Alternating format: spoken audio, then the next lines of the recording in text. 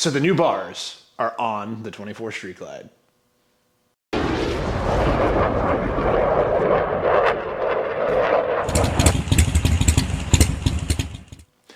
Hey guys, Salty Flyer, welcome back to the channel.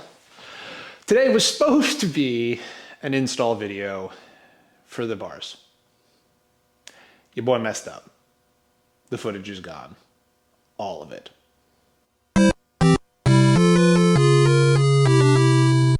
So, I love y'all, but I'm not going to take the bike back apart again just to film it again. So, if you want an install video, ProMonkey does a decent one. It's kind of like a quick and dirty. And then if you want a really detailed one, like the Bible, the KSD Customs webpage has one. That's what I referenced a ton doing it. It's great. So, there's your install video. Sorry, so this is going to be kind of more of a review / bar discussion. Anyway, so what I have on here, as you can see behind me, here, and we'll get some other shots, are LA Choppers Prime Apes 12-inch bars. So 12-inch rise. That's what I went with. They're great. I will tell you briefly about the install because, like I said, there's other install videos out there. The kind of fiddliest bit was doing the upper clutch cable, which we did change out on this one. And getting the fairing off really wasn't that hard. Recommend having a second person only because taking the outer fairing shell off and holding it and kind of unhooking the headlight, like there's lots of tips and tricks. I just felt scared like I was going to drop the thing, so I had my kid come out and help, and that worked out well. Otherwise, if you can afford it, buy pre-wired bars. I say this because talking to a Harley tech, the number one glitch that they troubleshoot when dudes put their bars on, especially modern bikes like the throttle-by-wire bikes, is pinched or clipped wires in the wiring harness, and then they throw a bunch of codes because they didn't, something in the garage beeped, that they didn't know what they were doing, or they crimped a wire. So hey, if you're gonna flip them through there, just be cautious. So the LA Choppers, these are meat hook bars. So said because they got a hook, kind of hook thing. Absolutely zero function. That is purely aesthetics. Shit that looks cool on bikes, man. That's kind of the thing here. So why did I go with the 12s? Why did I go with these? Well, I'll tell you. I was really lucky. There's a lot goes into this, and quite frankly, it's a fairly significant investment, even more so if you pay for it to have it done. And a lot of times you're just kind of guessing. So if you have a buddy that has a set of bars on his bike and you ride their bike and you like it, just do that. That's kind of what drove me here. I was kind of going to go buy KSD custom bars, and they're great, and I've seen them and they look awesome. I don't know anyone personally who I could say, hey, yo, bro, could I ride your bike? So I was at my local dealership, and they finally started to do some kind of sweet in the pot aftermarket installs on some of the bikes they had in the lot. They had a 24 Street Glide black on it, weirdly enough, and they put these bars on it, and they were cool enough to let me kind of sit on it, take it for a putt around the parking lot, and didn't actually do a full test ride because they're good dudes. And that was what sold it for me. So I'm just like, why don't I just order the ones that I know I like? A couple factors you want to look into when ordering bars or thinking about bars is, where do you want your hands? How high do you want your hands?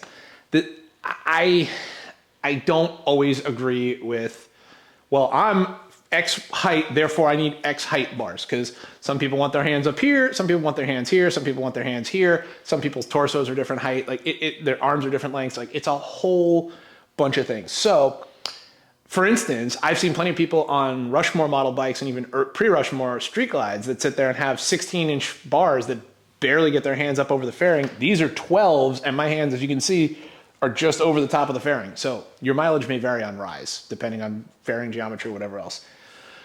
So know where you want your hands. How much pullback? Pullback's important. Like, that's how close the bars are to the rider. Because unlike if you put a set of bars on like a Road King, yeah, they're just straight bars. So if you want to rotate them in the clamp, you got a fair amount of play fore and aft where you can rotate the bars in the clamp to get them where you want to be. These, if you notice, and we really can't see here, but like the clamp's pretty far forward and you're pretty far back here, and then you got all this fairing-y goodness in there. So the bars, if you've ever seen them off, they look weird. They're like have a weird kind of bend in them. That bend is kind of all the pullback you get. Like, I could possibly mess with these a little bit, and I'm sort of thinking about it, but maybe an inch, maybe. Otherwise, at full lock, you're gonna hit the tank with the bars. So, things to think about. It's published. The geometry of each company's bars are different. I'll put a plug out there, especially for the American-made stuff. I'm not getting into politics, Temu, Amazon, whatever, but If you get to good American-made companies and you give them a call, they're super helpful. Like, they really are helpful. And they can kind of talk you through, kind of pull back in the dimensions of their bars and where they're at with it. Width, that's another important one. So if you read the width, usually end to end of the grip, what you could actually do, you know, you'll feel dopey, but grab a yardstick or something, or a broomstick, and measure out, okay, this is what 38 inches across is, this is what, to kind of figure out where your hands are. You almost caught me on that one. Where your hands are relative to the geometry of them. Because one of the things I loved about these bars was the stock Harley Street Glide bars tend to have that kind of wheelbarrow effect where your wrists are turned. I didn't like that. These are a little more flat, pointed forward, punch in the sky kind of thing, and I like that a lot better. So look into that. Otherwise, height, you need to do some research on what additional stuff you're gonna need depending on how big the bars are. I went with a clutch cable only. So the general gist for some of the companies for the 24s is like 10s, you don't really need anything. 12s, some people say you need a new upper clutch cable. Some people say you could just kind of unpop the thing out of the thing and kind of reroute it around. I went for a new upper clutch cable. When you start getting into the 14s and the 16s, now you're starting to say, hey, clutch cable and brake. That adds a whole element of complexity because now you have to do brake fluid, drain the thing, disconnect new brake line, bleed, all that good stuff. I will say this. I know there's a lot of damn machismo out there in the world and that says, oh man, if you didn't put it on yourself, you ain't shit. You know what, man? F that noise. We all want to ride. If you don't feel comfortable doing this job, take it to an independent, take it to the dealer, pay the money and have the peace of mind. Because this is one of those gigs that you mess it up and you're doing 80 down the freeway, all kinds of badness can be unlocked. So just putting it out there. If people don't like that, sorry. Sorry, not sorry. Cool. So other things to think about with bar installation is going to be height and your locality. Now, I'm not saying, but certain areas do have rules and laws about how high your bars can be. So I'm a freedom-loving kind of cat, but I also know that if I were to go riding in Washington State without a lid, I'd make it about 5 miles before I got a rather expensive ticket. You know, lid being helmet. So do a little research. I don't think it's a whole lot. Washington, it's 30 inches above the seat height, which, yeah, not really an issue. I think if you're doing cruiser style or touring style, touring bars, you're probably not going that high. That was the thing that I really got into is like, I love the look of Apes on something like on kind of non-fairing bike and everything else. I just wanted higher for comfort. So I went with 12s.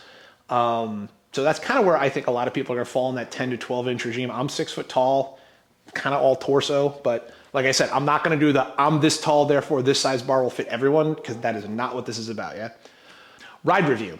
So I got on these things and I got to be honest with you, I was genuinely impressed. So like, I'll break it into like 3 regimes, like 0 speed, slow speed, and at speed. 0 speed, it's actually a lot easier. Like I back in the bike out of the garage. I don't know if it's a leverage thing, a standing thing, a comfort thing, but there's a couple of places where I park routinely. I've been back to already since I've had the bars on the bike. I'm backing out of my garage and backing out of parking spots that I found to be actually very much easier with the taller bars. Slow speed, that is the, you know, kind of be the boss of your motorcycle kind of thing, the real slow turning, parking lot maneuvering. It's different. Your push point's different. Your muscle memory is different. The amount of effort, the amount of everything is different. So I would recommend going out and practicing. Yeah, I know you feel dopey. Just kind of Walmart parking lot and spend 20 minutes, you'll feel better. At speed, I think it's great.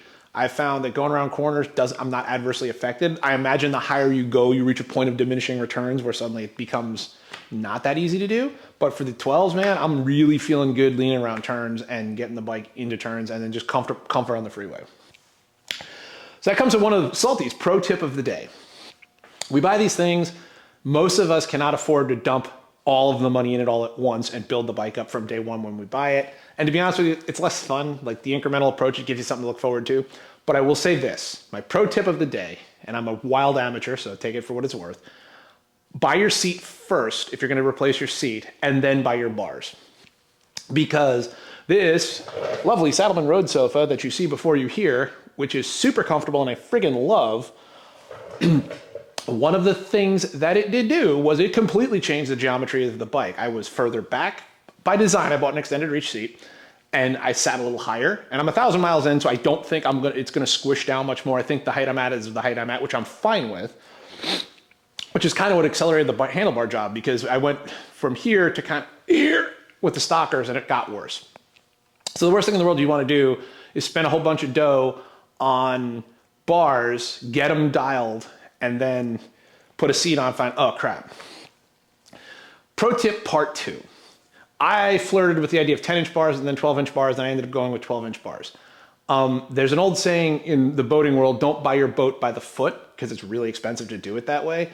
The forums are absolutely chock-a-block full of people that say, I put 14s, I wish I had put 16s. I put 14 or 12s, I wish I put 14s, yada, yada, yada.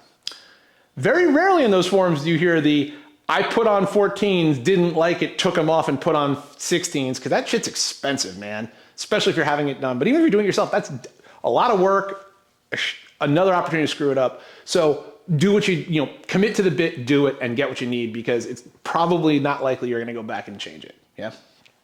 So that's kind of it on bars. I wish I had a good install video for you. I wish a lot of things.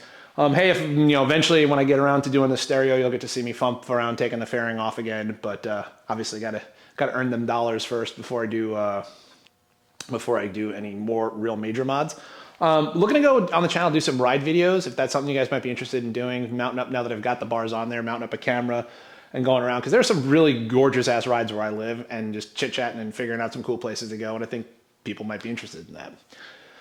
So cool, thank you. If you stuck around for my ramblings this long, thank you. If you could give us a thumbs up, hit that like button, we'd really appreciate that. That helps grow the channel, gets us into the algorithm a little bit more. If you'd subscribe, that'd be fantastic. Comment, feel free to call me a dumbass in the comments, because I erased all of the footage.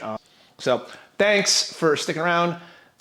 Keep the shiny side up. Get out there. Spring is here. Spring has sprung. The weather is gorgeous in the Northwest. I'm recording this kind of early in the morning. I'm about to jump on the bike and go to work, and I'm loving that I can take the bike to work, which is awesome. And we'll see you next time. Salty Flyer. Peace.